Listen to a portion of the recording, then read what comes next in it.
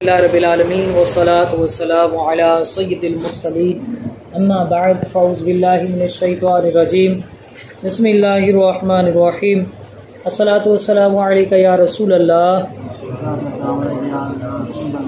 व अला आलिका व अस्हाबिका या हबीबल्लाह अस्सलातु वस्सलामु अलैका या नबियल्लाह व अला आलिका व अस्हाबिका या नूरल्लाह। आज बरोज़ इतवार 17 अगस्त 2025 हफ्तावार हमारा 27वां दर्स फ़िक़्ह है और आज के दर्स का जो मौजू है वो है क़ज़ा नमाज़ों के हवाले से। तो नमाज़ें क़ज़ा हो जाती हैं, आज ये भी बड़ा अहम तरीन टॉपिक है। अल्लाह तबारक ताला ने पारा 30 सूरतुल माऊन की आयत नंबर 4 और 5 में इरशाद फरमाया कि फ़वैलुल लिल मुसल्लीन अल्लज़ीना हुम अन सलातिहिम साहून। तो उन नमाजियों की खराबी है जो अपनी नमाज से भूले बैठे हैं। हकीमुल उम्मत मुफ्ती आमा यार खान नईमी रहमतुल्लाह ताला अलैह आप तफसीर नूरुल इरफान के अंदर आयत नंबर 5 की तफसीर करते हुए फरमाते हैं कि नमाज से भूलने की चंद सूरतें हैं। नमाज भूलने का मतलब क्या है? फरमाया ना ख़राबी है नमाज भूलने वालों के लिए। नमाज भूलता कौन है? फरमाया एक सूरत है कि कभी नमाज ना पढ़ना, ये भी नमाज भूलना है। इसी तरह पाबंदी से ना पढ़ना, कभी पढ़ ली कभी छोड़ दी, ये भी नमाज भूलना है। सही वक्त पर ना पढ़ना, जो नमाज का वक्त है उस पर ना पढ़ना, क़ज़ा करके पढ़ना, ये भी नमाज को भूलना है। सही तरीके से नमाज अदा ना करना, पाबंदी से पढ़ रहा है, टाइम पर पढ़ रहा है, लेकिन सही तरीका नहीं है पढ़ने का, ये भी नमाज से भूलना है। शौक़ से ना पढ़ना, ये भी नमाज से भूलना है। पढ़ता तो है लेकिन बोझ समझ के यार पढ़ना है कि कराजी पढ़ना है, लेकिन शौक़ नहीं है। एक होता है ना कि नमाज का टाइम हो गया यार चले नमाज पढ़ते हैं, मज़ा आता है जनाब, सुकून मिलता है, तो शौक़ नहीं है, ये भी नमाज को भूलना है।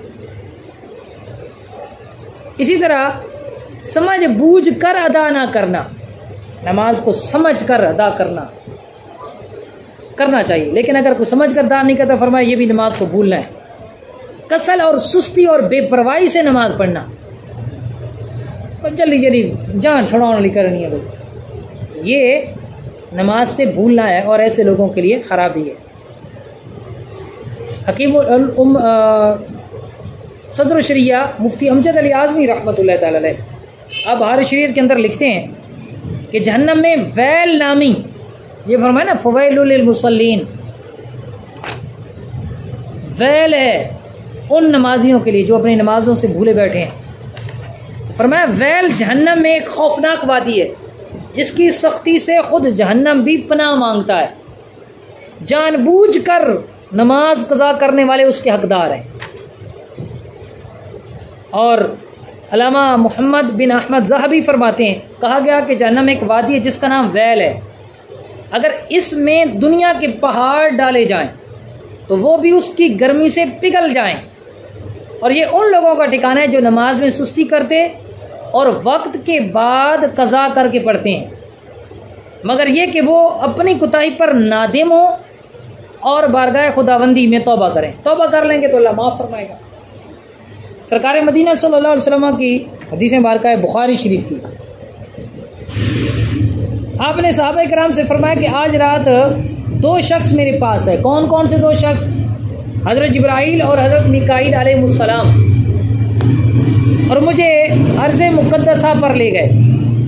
मैंने देखा एक शख्स लेटा है और एक शख्स उसके सराहने एक पत्थर उठाए खड़ा है और पै दर पै लगातार पत्थर से उसका सर कुचल रहा है, और हर बार सर कुचलने के बाद फिर ठीक हो जाता है। तो मैंने फरिश्तों से पूछा सुभान अल्लाह ये कौन है? तो अच्छा, ये सुभान अल्लाह का जो लफ्ज़ होता है ना, ये ताज्जुब के लिए भी आता है, ठीक है, ताज्जुब के लिए। तो मैंने पूछा कि ये कौन है? तो उन्होंने अर्ज़ की आगे तशरीफ़ ले चलिए। मज़ीद मनाजिर दिखाने के बाद फरिश्तों ने अर्ज़ किया कि पहला शख्स जो आपने देखा ये वो था जिसने कुरान पढ़ा फिर उसको छोड़ दिया, यानी उस पर अमल नहीं किया, और फ़र्ज़ नमाजों के वक्त सो जाता था। उसके साथ ये बर्ताव क़यामत तक होगा, उसके साथ ये बर्ताव क़यामत तक होगा। आला हज़रत रहमतुल्लाह तआला अलैह फतावा रज़विया शरीफ जिल्द 9 सफ़ा नंबर 158 और 159 पर फरमाते हैं, जिसने जानबूझकर कसदन एक वक्त की नमाज छोड़ी हज़ारों बरस जहन्नम में रहने का मुस्तहिक हुआ, जब तक तौबा ना करे और इसकी कज़ा ना कर ले। मुसलमान अगर उसकी ज़िंदगी में उसे यकलख छोड़ दें, उससे बात ना करें, उसके पास ना बैठें, तो ज़रूर वो इसका सज़ावार है, इसका हकदार है। मतलब वो इस बात का हकदार है कि असा उस गल बात छोड़ देवा जरा नमाज नहीं पढ़ता। कि अल्लाह ताला फरमाता है, व इम्मा युनसियन्नका शैतान फला तक़उद बाद ज़िक्र माल कौम ज़ालिमीन, और जो कहीं तुझे शैतान भुला दे तो याद आने पर जालिमों के पास न बैठ। अच्छा, अब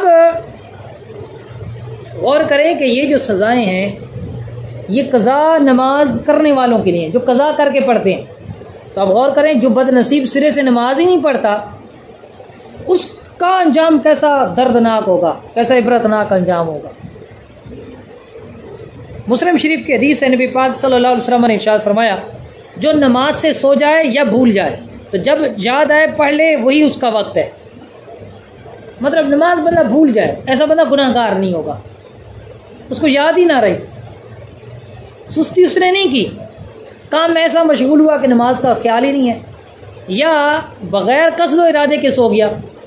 जैसे आप अभी लेटे, जाकर 1 बजे लेटे जी, 1:30 बजे 2 बजे जमात थी, 1 बजे लेटे, सोने का इरादा नहीं था, वैसे लेटे, आपको पता ही नहीं चला आँख लग गई, और आँख खुली जनाब आपकी जाकर 5:30, नमाज कज़ा हो गई। तो चूँकि कसद व इरादा नहीं था इसमें, लिहाजा गुनाहगार नहीं होंगे। हाँ, एक बंदा वो है कि नमाज का टाइम थोड़ा रह देते आप सम पौंद है जानबूझ के, फिर तो गुनाहगार होगा। उसको पता है नमाज का टाइम थोड़ा है, फिर भी वो सो रहा है, तो ऐसी सूरत में वो गुनाहगार होगा। फुक़हा किराम ये फरमाते हैं कि सोते में या भूले से नमाज कज़ा हो जाए तो उसकी कज़ा पढ़नी फ़र्ज़ है, अलबत्ता इस कज़ा का गुनाह नहीं होगा, बंदा गुनाहगार नहीं होगा, लेकिन कज़ा पढ़ना क्या है, फ़र्ज़ है। लेकिन जब बेदार हो और मकरूह वक्त ना हो तो उसी वक्त पढ़ ले, ताख़ीर ना करे। इसी तरह याद आ जाए नमाज भूल गई थी, कज़ा हो गई, जब याद आ गई तो हदीस में फरमाया वही उसकी नमाज का वक्त है, अगर मकरूह टाइम नहीं है तो उसी वक्त नमाज पढ़ ले। और आला हज़रत रहमतुल्लाह तआला अलैह आप फतावा रज़विया शरीफ में बयान फरमाते हैं कि जब जाने ये बंदा कि अब सोया तो नमाज जाती रहेगी, तो उस वक्त सोना उसके लिए हलाल नहीं है, उस वक्त सोना उसके लिए हलाल नहीं है, जायज़ नहीं है।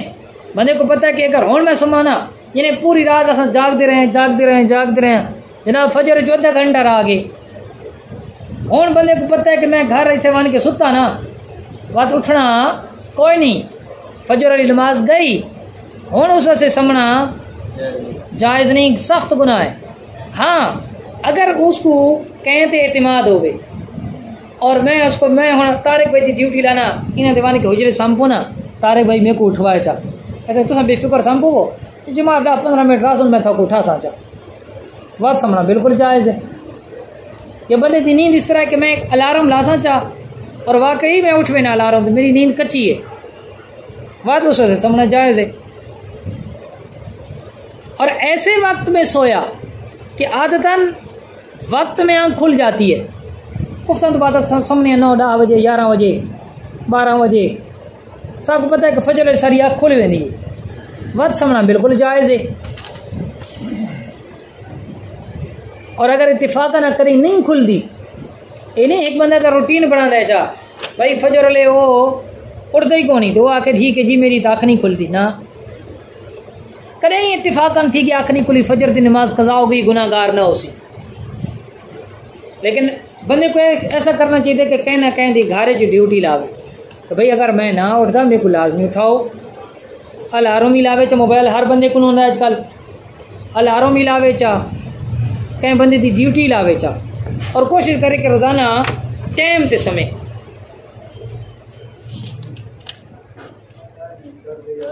आंख न खुलने की वजह से, आंख न खुलने की वजह से नमाज फजर कज़ा हो जाने की सूरत में अदा का सवाब मिलेगा या नहीं मिलेगा, अदा का सवाब मिलसी या न मिलसी। इस हवाले नाल आला हज़रत रहमतुल्लाह ताला अलैह आप फरमाने कि भाई एक बंदा जो सामगे जान बुझ के नहीं सुता, इशा ले सुता फजर की अख नहीं खुली, बाद फजर की नमाज पढ़दा पे अदा का सवाब मिलसी या न मिलसी। आप फरमाने कि अदा का सवाब मिलना ये अल्लाह के इख्तियार में है। अगर वो जानेगा कि इसने अपनी जानिब से कोई कोताही ना की, सुबह तक जागने के कसद से बैठा था, बेइख्तियार आंख लग गई, तो जरूर उस पर गुनाह नहीं। रसूलुल्लाह सल्लल्लाहु अलैहि वसल्लम फरमाते हैं नींद की सूरत में कोताही नहीं, कोताही उस शख्स की है जो जागते में नमाज ना पढ़े हत्ता के दूसरी नमाज का वक्त आ जाए। अच्छा, एक होंदी है कज़ा ते एक होंदी है अदा। अदा उस नमाज को आदि जेड़े वक्त के अंदर अंदर असा पढ़ा, जेड़ा वक्त मुकर्रर है, वक्त गुजर वने उस तो बाद पढ़सा तक कज़ा है। इसी तरह अगर वक्त के अंदर अंदर अल्लाह अकबर आग छोड़िए दी को टाइम बिल्कुल सूरज गुरूब थी तो अधा मिनट रहा है कह अल्लाह अकबर असर दी नमाज पढ़नी अल्लाह अकबर आखे अजो पहली रकत पढ़ता होता सूरज डूब गया, मगरिब का टाइम दाखिल हो गया, हुण इसी नमाज कज़ा ना हो सी, ये अदा ही हो सी। अगर जे इतनी ताखीर करना कि सूरज बिल्कुल जर्द हो बने, वो आखिरी 15-16 मिनट 17 मिनट आ बनन, तकरीबन साढ़े पंजाब दे विच जेड़ा मकरू टाइम है वो आखिरी जेड़ा सूरज गुरूब थी तो तकरीबन 16 मिनट पहले शुरू थींदा है पंजाब दे विच।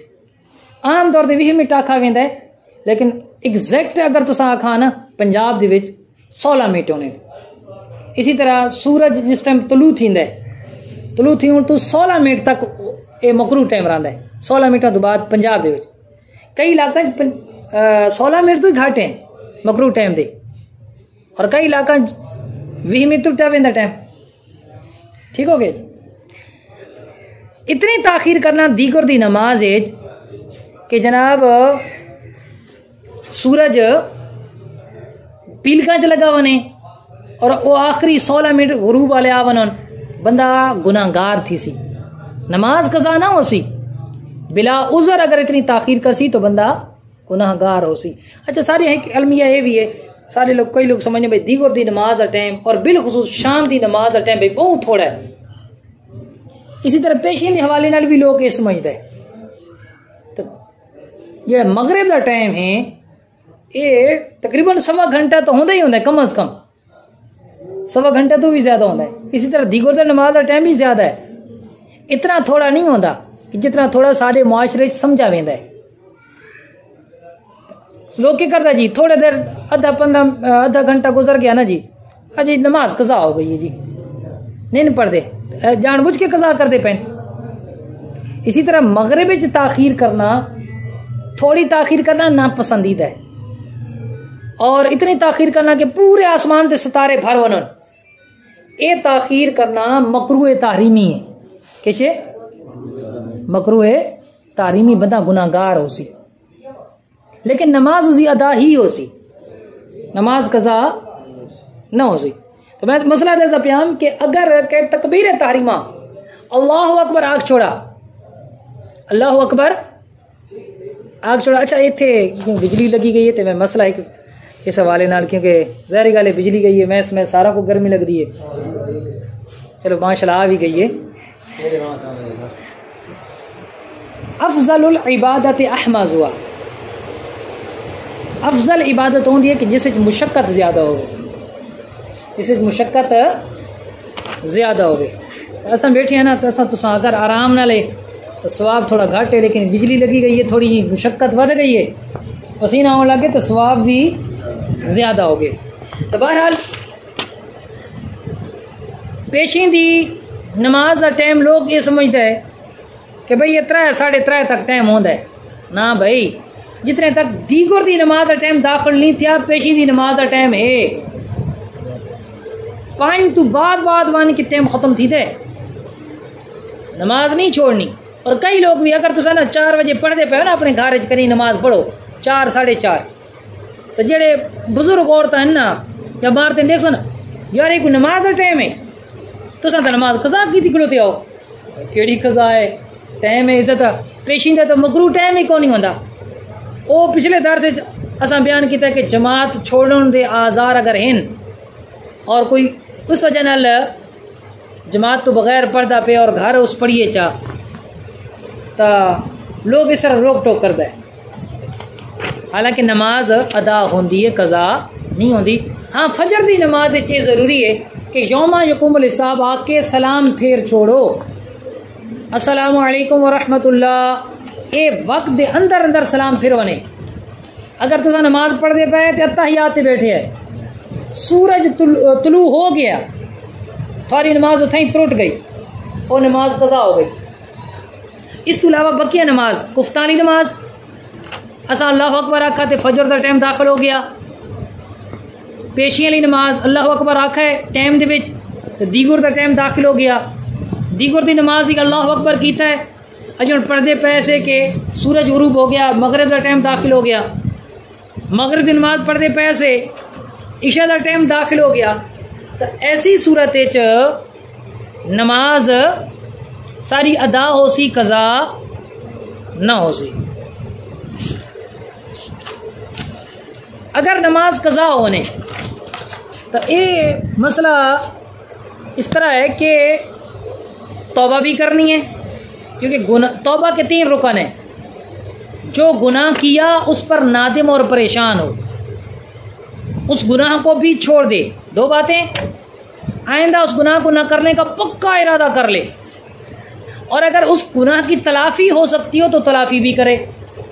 भाई नमाज कज़ा हुई इससे बंदा परेशान भी थी वे तौबा करदा पे ना, और हुण नमाज़ा भी शुरू कर देवे, आइंदा नमाज़ा कज़ा न करने का पक्का इरादा भी करे, और जड़ियाँ कज़ा थी गई उन्होंने को पढ़े भी सही। सारे यहाँ लोग जो है ना वो शार्ट कट के चक्कर चाहते हैं। कई लोग क्या करते हैं जी अलविदा जुमे को कज़ाए उमरी पर सांचा अल्लाह ला ते खैर सल्ला सारी नमाज़ा माफ़। भाई वो ऐसा शरीयत में कोई हुक्म नहीं है। ये जो कज़ाए उमरी करते हैं ना अलविदा जुमे के लिए, जुमे में इसकी शरन कोई हैसियत नहीं है। उलमा ने फरमाया जैसे भारी शरीयत में है रमज़ान मुबारक के आखिरी जुमा में बाज़ लोग बाजमात कज़ाए उमरी पढ़ते हैं और ये समझते हैं उम्र भर की कज़ाएँ इसी एक नमाज से अदा हो गई। फरमाया ये बातिल महज है, बिल्कुल गलत गाल है। कोई नमाज माफ़ नहीं होती, पढ़ो ना माफ़ हो सुन, नमाज पढ़नी पड़ेगी।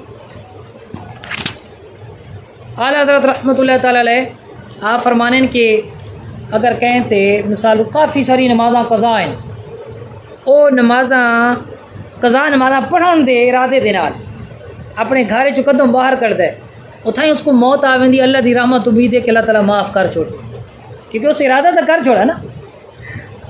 तो कई लोग आते हैं भाई हर नमाज नाल तुसा एक कज़ा नमाज पढ़ते हो, तरीका तो अच्छा, लेकिन सिर्फ ये नहीं, थोड़े अपनी जड़ियाँ हाजात हैं ज़रूरियात हैं उन्होंने तो टाइम कढ़ के तुसा मजदूरी करते हो, मुलाजमत करते हो, उस तो टाइम कढ़ के खान पीन और समन तो टाइम कढ़ के तुसा कज़ा नमाज़ा तो कज़ा नमाज़ा पढ़ो, ज़्यादा तो ज़्यादा कज़ा पढ़ो। हत्ता कि नवाफिल जड़े ना नफल नमाज भी कबूल नहीं होती जितने तक थोड़े कज़ा जिम्मे बाकी है। तुसा कज़ा पढ़नी नफल छोड़ दो, नफल जाते कज़ा पढ़ो। बड़िया जड़ियाँ रात आनियां जागण दियाँ रात कुरान की तिलावत ना करो, नफल ना पढ़ो। तुसा क्या करो जी कज़ा पढ़ने लगो ना। इससे ज़्यादा फ़ायदा है।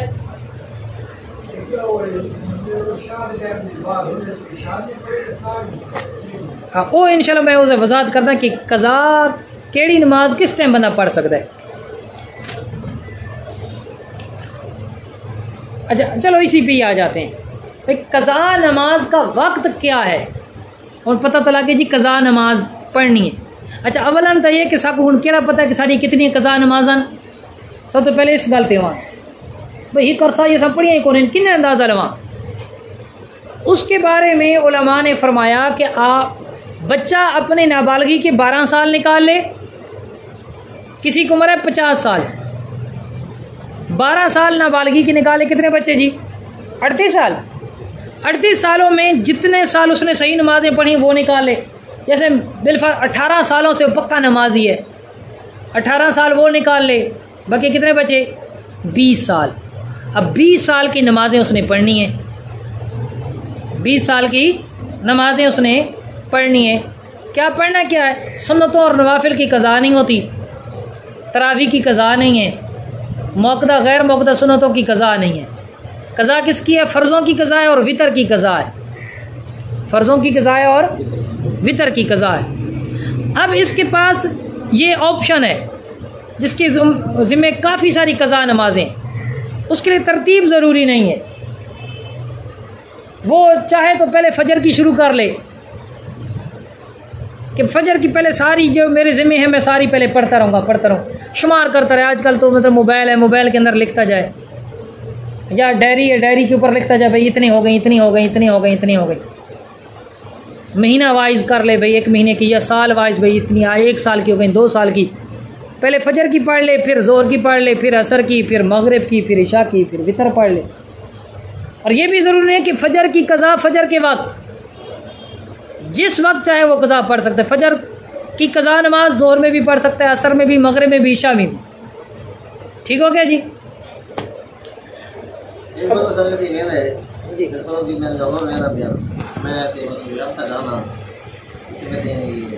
नमाज कज़ा सफरी कज़ा हो गई।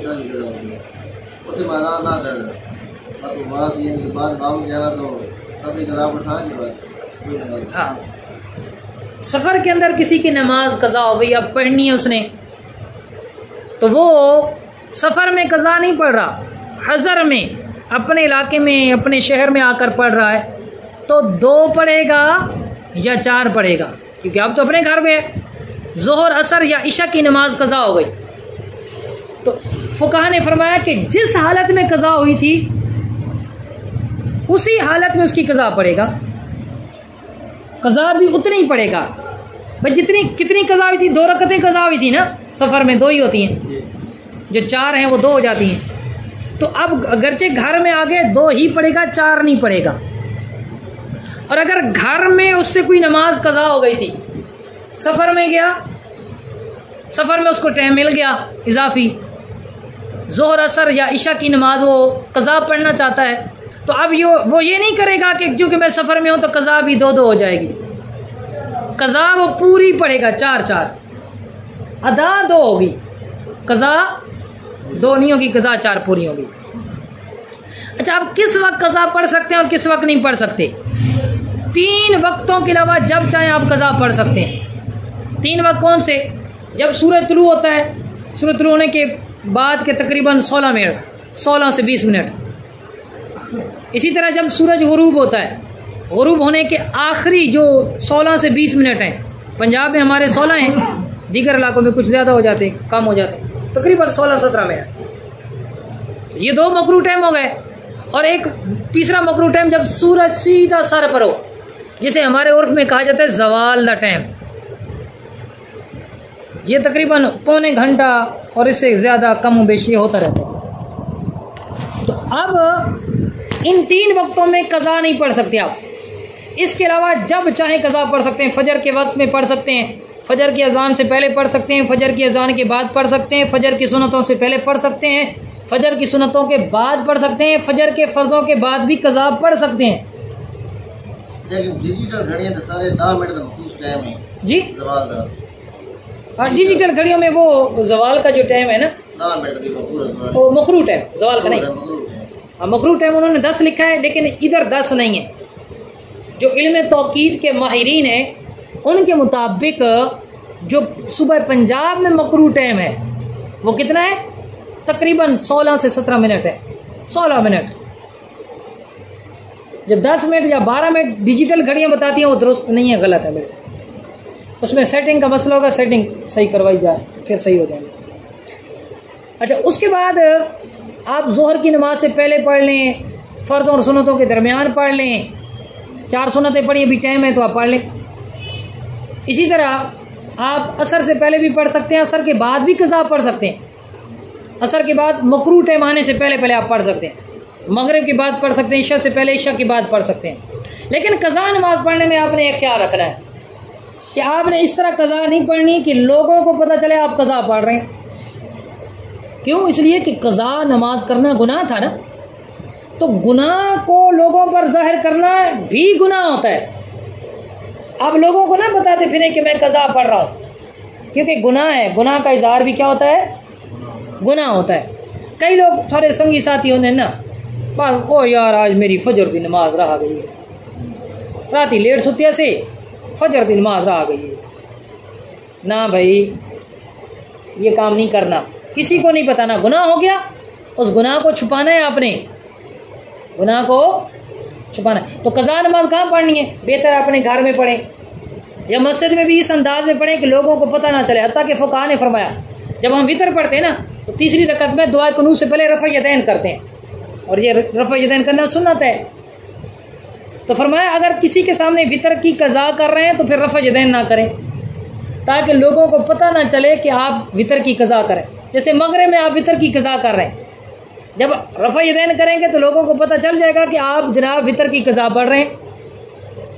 तो इसलिए फरमाया कि आपने वितर की दुआ के लिए, दुआ कुनूत के लिए हाथ कानों तक नहीं उठाने। हाँ, अल्लाह अकबर कहेंगे, क्योंकि अल्लाह अकबर कहना ये वाजिब है। इसको कहते हैं तकबीर कुनूत। दुआ कुनूत पढ़ने से पहले अल्लाह अकबर कहना क्या है? वाजिब है, ज़रूरी है। दुआ कुनूत भी वाजिब है।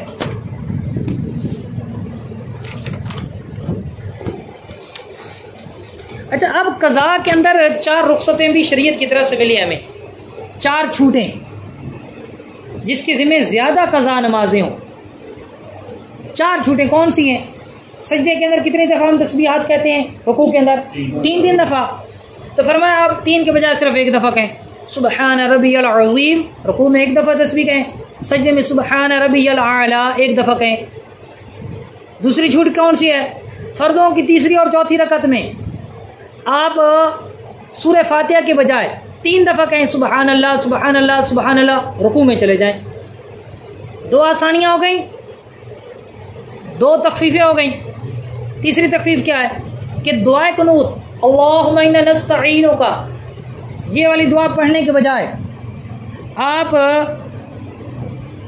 3 दफ़ा या 1 दफ़ा रब्बिग़फिरली कह लें। 3 दफ़ा कह लें रब्बिग़फिरली रब्बिग़फिरली रब्बिग़फिरली। अल्लाह अकबर किया, तन्हा थे तो हाथ उठाया, तन्हा नहीं है लोगों के सामने है तो हाथ नहीं उठाने। अल्लाह अकबर करने के बाद आप 1 दफ़ा कह लें रब्बिग़फिरली या 3 दफ़ा कह लें, दुआ कुनूत छोड़ दें, आपका वाजिब अदा हो जाएगा कुनूत वाला। वक्त बच रहा है ना। इसी तरह जब आखिरी रकत में बैठें तो अब्दु व रसूलों के बाद दुरूद इब्राहिमी और दुआ छोड़ दें, उसकी जगह इतना पढ़ लें अल्लाहुम्मा सल्ली अला मुहम्मदिन व आलिही, अल्लाहुम्मा सल्ली अला मुहम्मदिन व आलिही कहकर आप सलाम फेर लें, अल्लाह खैर सलाम। ये 4 छूटें दी, और छूट देने का मकसद क्या है? अच्छा, ये फतावा शामी के अंदर मौजूद है, फतावा रज़विया शरीफ के अंदर मौजूद है। ये अपनी तरफ से नहीं बयान किया जा रहा कि अपनी तरफ से जी ये तो नमाज ना, कई लोग क्या देनी ये जी नमाज ना तो खेद हो गया जी, ये खेद नहीं है। मकसद ये है कि आप ज़्यादा से ज़्यादा क़ज़ा पढ़ कर अपने आप को बरी ज़िम्मा करें। अब उसके बाद इंतहाई अहम तरीन मसला वो कौन सा जी? कि बाज़ ऐसे होते हैं कि जो साहिब तरतीब होते हैं, उनके लिए ज़रूरी है कि पहले कज़ा पढ़ें फिर अदा पढ़ें।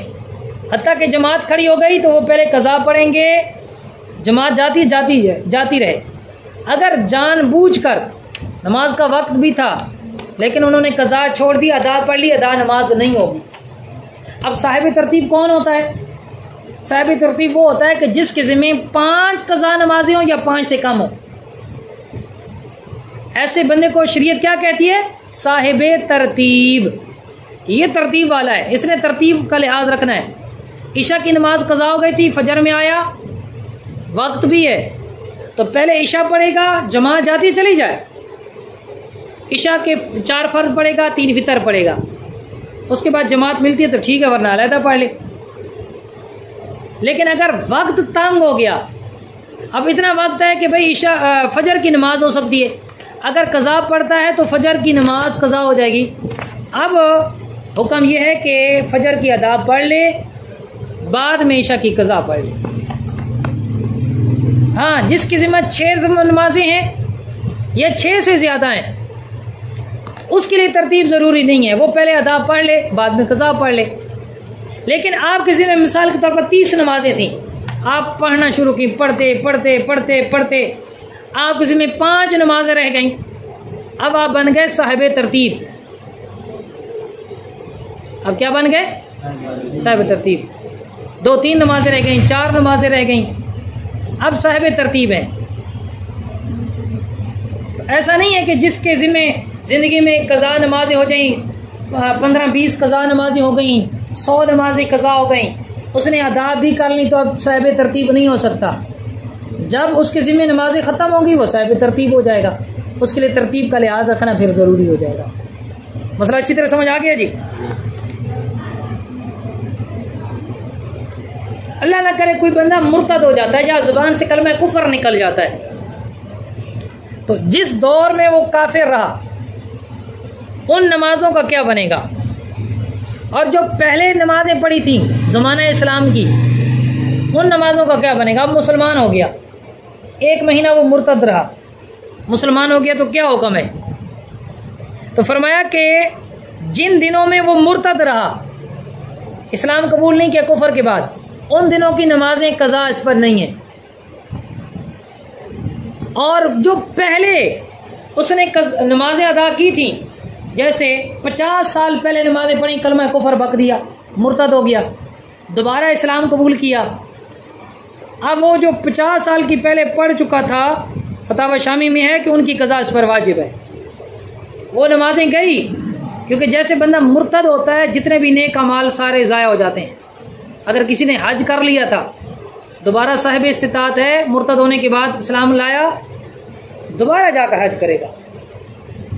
समझ आ रही है जी?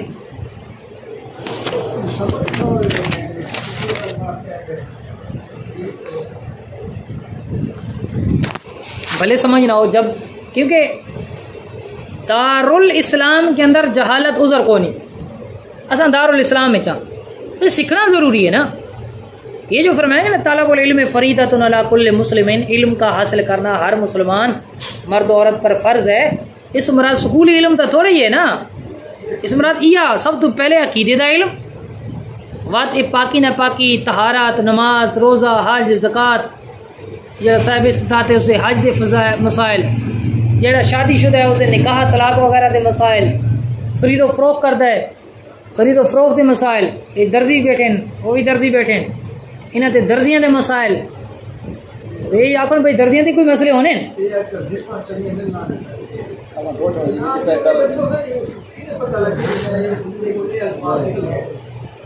तो ये मसाइल सीखना ज़रूरी है। जहालत उज़र नहीं है। तो अगर जहालत में भी कोई कुफर बक देता है तो कुफर ही। हाँ, ज़बान लड़खड़ा गई, कहना कुछ और चाहता था, ज़बान से कलमा कुफर सरजद हो गया, तो फौरन रुजू कर ले, बंदा काफिर नहीं होगा।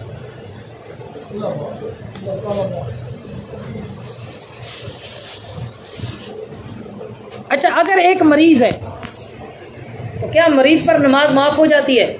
तो फरमाया जो खड़े होकर नहीं पढ़ सकता बैठ कर पढ़ ले, बैठ कर नहीं पढ़ सकता लेट कर पढ़ ले, लेट कर भी अगर इशारे से पढ़ सकता है तो इशारे से पढ़ ले, और अगर एक बंदा इशारा भी नहीं कर सकता तो ऐसे बंदे पर फिर नमाजें माफ़ हो जाएंगी। नमाजें, इशारे का मतलब क्या है कि सर का इशारा, रुकू के लिए सर थोड़ा कम झुकाया, सजदे के लिए थोड़ा ज़्यादा झुका दिया, तो ये है इशारा। अगर सर का इशारा कर सकता है तो नमाज माफ़ नहीं है। सर का इशारा ही नहीं कर सकता, कई लोग कहते हैं जी वो आंखों का इशारा कर सकता है ना, आँखा नाल वाती माफ़ को नहीं ना भाई, अखियां का इशारा कर सके तो न कर सके इसका कोई चक्कर को नहीं। सर का इशारा नहीं कर सकता, नमाज माफ़ हो गई। और अगर एक बंदा ऐसा है कि जो 6 नमाजों के टाइम बेहोश रहा, 6 नमाजों का टाइम गुजर गया, कौमा पूरा महीना गुजर गया, या कोई पागल थी गए पूरा साल पागल रहे, तो उस जमाने की जेड़े नमाजन उन्होंने कज़ा लाजिम कोई नहीं। हाँ, अगर 5 नमाजों के औकात में बेहोश रहा या 5 नमाजों के औकात में वो पागल रहा, 4 में या 3 में या 2 में, उनकी कज़ा ज़रूरी होगी। क्लियर हो गया जी? अच्छा, अगर कोई कज़ा पड़ता पे, कज़ा की नीयत की नहीं करनी, ये बड़ा अहम तरीन मसला है। कज़ा की नीयत कैसे करनी है भाई? बहुत सारी नमाजें हैं, उस आसान तरीका के कि जी सब तो पहले मेरी फजर वाली कज़ा थी मैं वो पढ़ता पाया, या इन्हें भी नियत कर सकते जी सब तो आखिरी फजर वाली कज़ा थी मैं वो पढ़ता पाया। इसी तरह जोर, असर, मगरिब, इशा और वितरां की नियत करनी। अच्छा, ये तो मसला मैं था ऐसा है जी, नवाफिल के मुकाबले में आप कज़ा पढ़ें।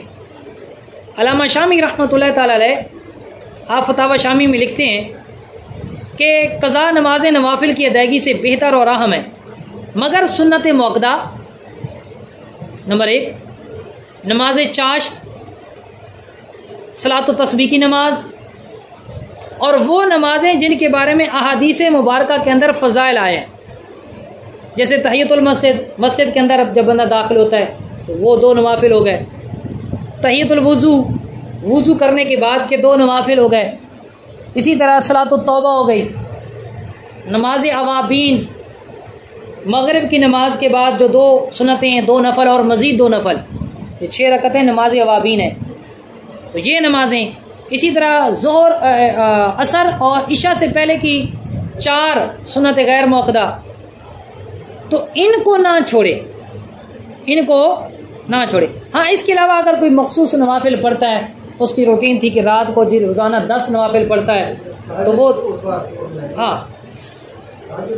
हाँ जब तहज्जुद के लिए तहज्जुद के 2 नफल पढ़ ले, बाकी कज़ा पढ़ना शुरू कर दे, ज़्यादा रकअतें ना पढ़े, क्योंकि तहज्जुद के 2 कम से कम 2 नवाफिल होते हैं, ज़्यादा से ज़्यादा जो सुन्नत से साबित है 8 है। इससे ज़्यादा भी पढ़े तो जायज़ है, सवाब है, लेकिन सुन्नत से जो साबित है ज़्यादा वो 8 है। अच्छा, ये तो कज़ा का हो गया। तो मैंने आपको बताया फजर में भी कज़ा पढ़ सकते हैं, असर के बाद भी पढ़ सकते हैं, लेकिन नफल नमाज नहीं पढ़ सकते। जैसे फजर का नमाज का वक्त दाखिल हो गया, कोई नफल नमाज जायज़ नहीं है। इसी तरह असर की नमाज के बाद भी नवाफिल आप नहीं पढ़ सकते। आप कज़ा पढ़ रहे थे, अदा के लफ्ज़ ज़बान से निकल गया कि मैं नमाज अदा करता हूँ, हालांकि है कज़ा, फिर भी अदा के लफ्ज़ से कज़ा की नमाज हो जाएगी। ठीक है। इसी तरह अदा नमाज पढ़ रहे थे, कज़ा का लफ्ज़ ज़बान से निकल गया, फिर भी आपकी नमाज हो जाएगी। इसके बारे में फ़ुक़हा ने फरमाया, आला हज़रत फरमाते हैं, कज़ा बनियत अदा, कज़ा नमाज अदा की नियत से पढ़ ली तब भी हो जाएगी, और अदा बनियत कज़ा तो ये भी हो जाएगी। अच्छा, ये तरावी की कज़ा मैं बता चुका हूँ कि तरावी की कज़ा नहीं होती, टाइम गुजर गया तो कज़ा नहीं है। सुन्नत मुअक्कदा की कज़ा नहीं। फजर की सुन्नतों की कज़ा है या नहीं?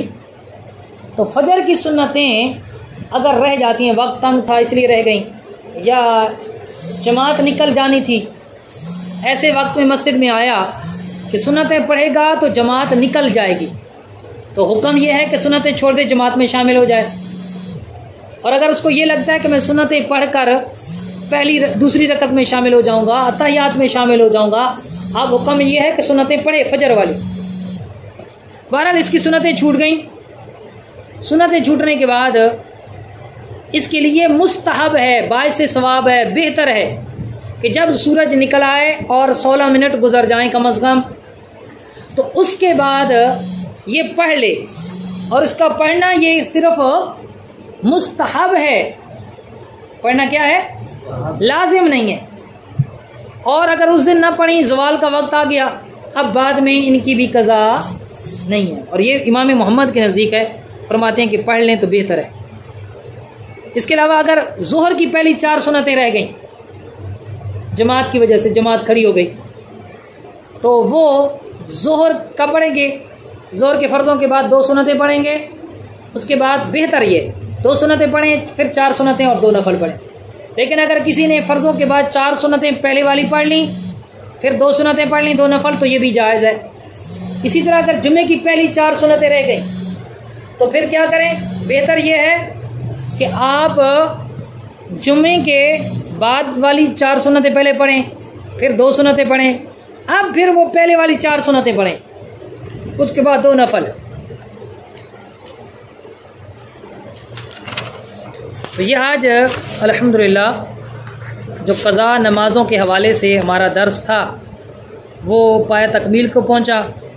मज़ीद इंशाल्लाह हम इस पर कलाम करेंगे अगले दर्स के अंदर, दुरूस के अंदर मौका मिलेगा कि जो नमाज़ों का फ़िदिया होता है हीला इस्कात के हवाले से, क्योंकि वो तफसीलन टॉपिक है, इस पर 10-15 मिनट लग जाएंगे, तो इंशाल्लाह वो आइंदा दुरूस में बयान करेंगे। अब आपने अगर कोई सवाल करना है किसी भाई ने, उस्ताद जी कोई थोड़ा सवाल होवे ओवरऑल क़ज़ा नमाज़ों के हवाले नाल होवे या इसके अलावा होवे,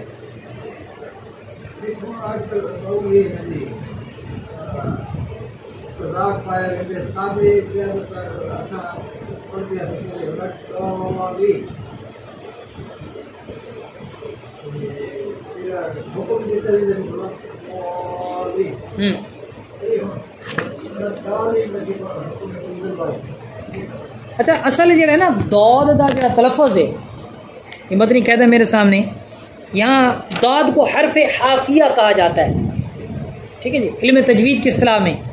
इसका जो मखरज है वो क्या है, ज़बान की करवट, ज़बान की करवट, पासा ज़बाना दा किनारा नहीं, करवट हो रहे, किनारा हो रहे, ठीक है। ज़बान की करवट, ये जो साइडें हैं, जैसे ये जिब है तो जिब ये साइड आई, करवट है।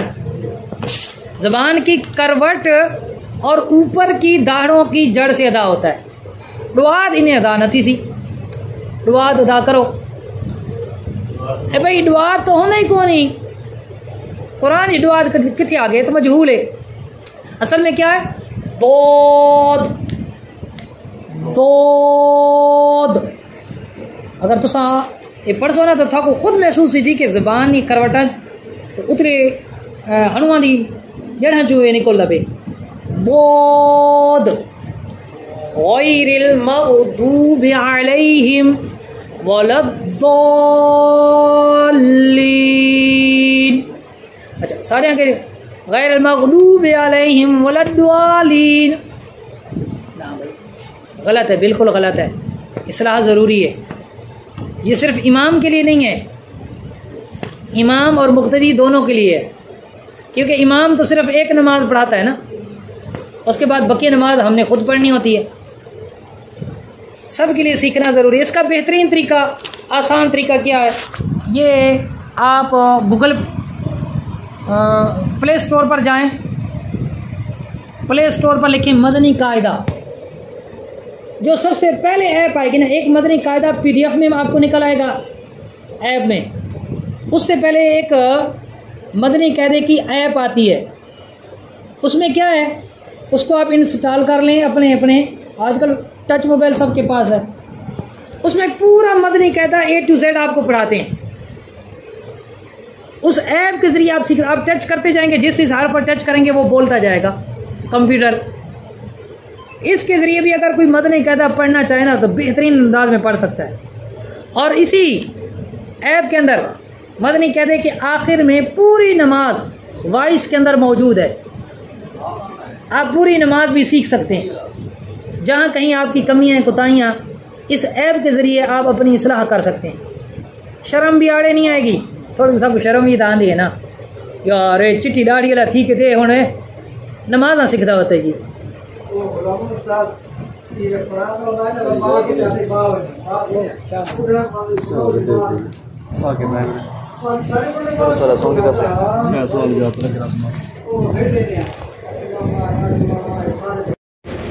अहम तरीन मसला कि ये जेडे इजाफी वाल हैं जेरे मुए नाफ इन्हां दी हद कितनी है, कित्थू जाके ते कित्थू तक करना है साफ मर्द औरत वास्ते।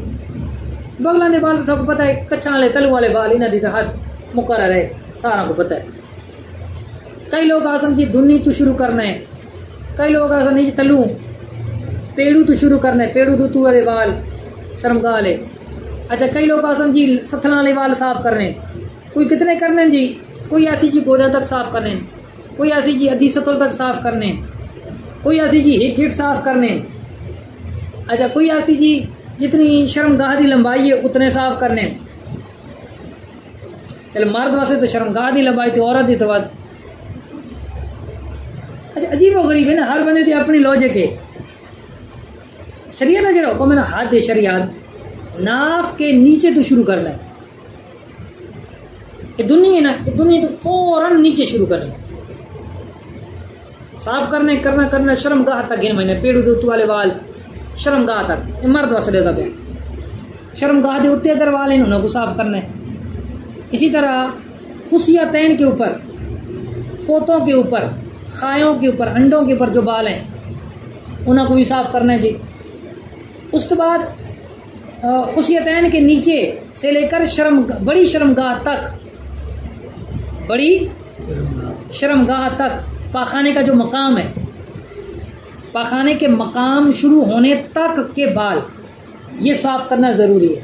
बस सिर्फ यही बाल मर्द औरत के लिए। औरत के मतलब खुशियतैन नहीं होते, औरत की शर्मगाह होती है तो औरत अपनी शर्मगाह के ऊपर के बाल वो भी नाफ के नीचे से शुरू करेगी, पाखाने के मकाम तक जाएगी।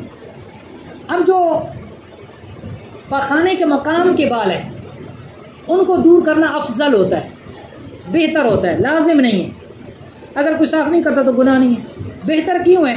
क्योंकि बाल जब बड़े होंगे तो उसके साथ गंदगी लगेगी, आलूदा होंगे, तो बेहतर है कि उनको भी साफ कर लिया जाए। तो क्लियर हो गया। अच्छा अब आते हैं टांगों के बाल। तो टांगों के बाल साफ करना कोई ज़रूरी नहीं है। ज़ेरे मुई नाफ में राने शामिल हैं ही नहीं। पता चला वो गिट्ठा लाते, लंबाई लाते, अधी सथोला लाते, पूरी सथोला ला मसले गए खूब खाते। देखो जी ममानत तो है ही नहीं। आप मर्द है, औरत नहीं मर्द। मर्द अपने भवें, पलकें, 2 दाढ़ी 3 और अच्छा ये तीन तो इसके लिए बाल साफ करना जायज़ नहीं है। इसके अलावा सीने के बाल और उसके मुकाबिल पुश्त के बाल बेहतर ये है कि इनको भी साफ ना करे, बेहतर है, अफजल है। अगर इनको साफ करता है तो नापसंदीदा है। इसके अलावा पूरे बदन के जहाँ से मर्जी साफ कर ले, कोई मसला नहीं। बाजुओं के उतार ले, टांगों के उतार ले, कोई मामूली सा भी हर्ज नहीं है। सीने वाले देखो जी, अगर तो हाँ किसी को मजबूरी इस तरह है कि वाल खाने में तो नस है, हाँ देखो जी जंगा वाले तो मजबूरी होवे या ना होवे जायज़। अगर कोई है आके नबी अजी फैशन की थी मतलब करे, जायज़ है। गुनाह का काम करने पर आप जो है ना वो हुक्म लगा सकते हैं ना, इसमें तो कोई नहीं। सीने के बाल अगर मजबूरी है तो फिर ये भी साफ कर सकते हैं, वैसे तो जायज़ है। बेहतर ये है कि साफ ना करे, अदब ये है कि साफ ना करे। जहाँ उज़र है, जैसे किसी की बीवी है वो कहते यार ये जड़े तेरे सीने वाले मेरे को सख्त ना पसंद, घिन आंदी है बना रहे वे भाई, फेर रहे रंधा, कोई मसला ही नहीं। औरत की पसंद भी तो ज़रूरी है ना। तारिक साहब इन लोग बोलना मतलब ये वैसे मतलब होने रखे या वाला के बाद हाँ होना है। ये भी मसला कि ये जो भमें में आकर भमें छोड़ना तो ये तो मनाना जायज़ नहीं। तो भव्य बनाना मर्द औरत दोनों के लिए कई सूरतों में जायज़ सूरतें भी हैं, कई सूरतें नाजायज़ भी हैं। नंबर 1 नाजायज़ सूरत बयान करूँगा, बिल्कुल मूंड देना मुसले के अंदर आता है, चेहरा बिगाड़ने के अंदर आता है, नाजायज़ है। कई औरतें ऐसे करती हैं कि बिल्कुल मूंड के ना आर्टिफिशियल लगा लेती हैं या इधर कोई कलर वगैरह लगा लेती हैं, ऐसा माशरे में होता है। तो ये मुसले के अंदर आता है, ये सख्त हराम है, नाजायज़ है, ऐसे करने वालियों पर लानत है, हदीस में आई। दूसरी सूरत अपने ये भरबेटे बनाने दी कि बिल्कुल बारीक कर देना खुसरों की तरह, हिजड़ों की तरह, चाहे मर्द करे चाहे औरत करे, बिल्कुल नाजायज़ और हराम है। तीसरी सूरत कि औरत भवें बनाती है गैर मर्दों के लिए, वो चाहे जितने मर्जी बनाए, ये भी हराम है। तो गैर मर्दों पर अपनी जीनत ज़ाहिर करना औरत के लिए जायज़ नहीं है। इसके अलावा अगर कोई औरत मोटे मोटे करके हिजड़ों से मुशाबत नहीं आती, भवें बनाती है, तो ये बिल्कुल जायज़ है, कोई नाजायज़ गुनाह नहीं, चाहे वो मर्द बनाए चाहे औरत बनाए।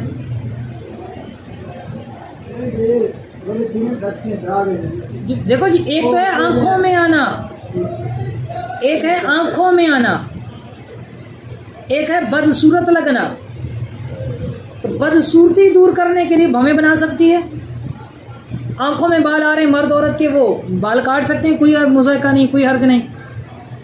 हत्ता कि अगर मेरा ये फतवा अल्हम्दुलिल्लाह, इस पर मेरे पास दलाइल हैं कि अगर हिजड़ों से मुशाबत नहीं करती, गैर मर्दों के लिए नहीं बनवाती, बहुत बारीक नहीं करती, बिल्कुल नहीं मुड़ती, थोड़ा सा खूबसूरती के लिए बाल बना लेती है, तो बिल्कुल जायज़ है, कोई मुज़ायका नहीं, कोई हरज नहीं। अलबत्ता चूँकि इसमें जमहूर उलमा ये कहते हैं कि खूबसूरती की नीयत से बनवाएगी तो गुनाह है, तो फिर बेहतर ये है कि नीयत ये कर ले कि मैं बदसूरती दूर करने के लिए बना रही हूँ। क्योंकि अगर हुण औरत जेड़े बनानियां पईयां अगर वो छोड़ दियां तो इन्हें लगसी भाई जंगल चो आईयां। मियाऊं वास्ते जेड़ा है ना उलमा ने लिखा है कि मियाऊं भी आके ना मियाँ साहब भाई तू बना सोने करा, तो फरमाया अगर खूबसूरती की नीयत से बनवाएगी तो नाजायज़ है। लेकिन मेरा फतवा ये है, इस पर मैंने अल्हम्दुलिल्लाह बड़ा तफसीली फतवा लिखा था कि भाई सिर्फ खूबसूरती की नीयत से नाजायज़ नहीं होना चाहिए, क्योंकि ये जायज़ जीनत के ज़ुमरे में आता है कि जो औरत बनाती है अगर वो छोड़ेगी बदसूरती लगेगी, अजीब व गरीब लगेगी। हाँ बिल्कुल बारीक ना करे, आजकल वैसे भी रिवाज आ गया, बारीक करने का रिवाज ख़त्म हो गया है। अब औरतों में रिवाज आ गया मोटे भवों का, तो ऊपर नीचे से थोड़ा सा लेती है तो कोई मज़ा का कोई हर्ज नहीं है, जना वाली होवे या जने वाली ना होवे। करो दुआ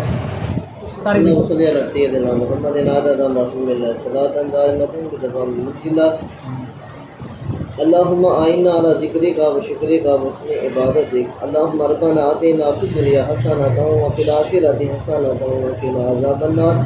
अल्लाहुम्मा फिल मुमिनीना वल मुमिनाति वल मुस्लिमीना वल मुस्लिमातिल अहयाइ मिनहुम वल अम्वात रब्बिग़फिर वरहम व अंत खैरुर राहिमीन। सल्लल्लाहु तआला अला रसूलि खैरि खल्क़िही मुहम्मद व अला आलिहि व अस्हाबिहि अजमईन। रहमतुका या अरहमर राहिमीन।